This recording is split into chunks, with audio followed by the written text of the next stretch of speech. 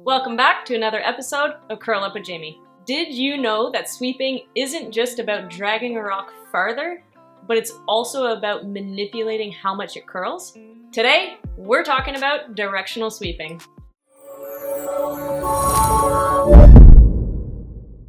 There are a lot of different theories out there about directional sweeping, but today I'm going to share with you guys what I've learned and what I kind of believe in. Basically, your broom head is creating micro scratches in the ice, and as the rock travels over those scratches, it'll generally want to follow them. The rock is kind of lazy. It will go in the path of least resistance. So if you create grooves or channels, kind of like a gutter ball, with your scratches, that rock will tend to want to go in that direction. So if your sweeper is brushing with the curl, meaning that their push stroke is in the same direction that the rock is curling, then they are creating scratches that will encourage the rock to curl more. The angle of that push stroke is really important, but we're going to circle back to that in a minute. Opposite of that is true if your sweeper is brushing against the curl, meaning their push stroke is in the opposite direction that the rock is curling, then they will be creating scratches that will discourage the rock from curling.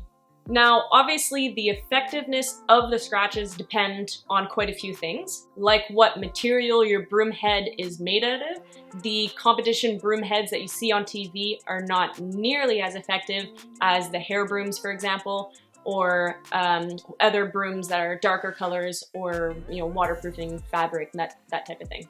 It will also depend on how much pressure you put on the broom. Think about more pressure equaling bigger and deeper scratches.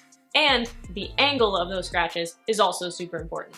If you have too aggressive of an angle, let's say perpendicular to the rock's path, then that rock won't be able to follow those scratches because they're gonna act more like speed bumps and it's gonna be too drastic for the rock to even be interested. If you have too little of an angle, it may not be enough to influence the direction of the rock.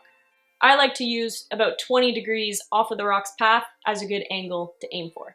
Now, if you don't want to affect the direction of the rock at all and you just want to drag it farther, let's say it's an open draw to the house, then you can try sweeping parallel to the rock's path. In other words, no angle at all. This creates the gutter ball effect that we talked about earlier, and it's also going to be removing any frost from the ice, which helps your rock travel as far as possible.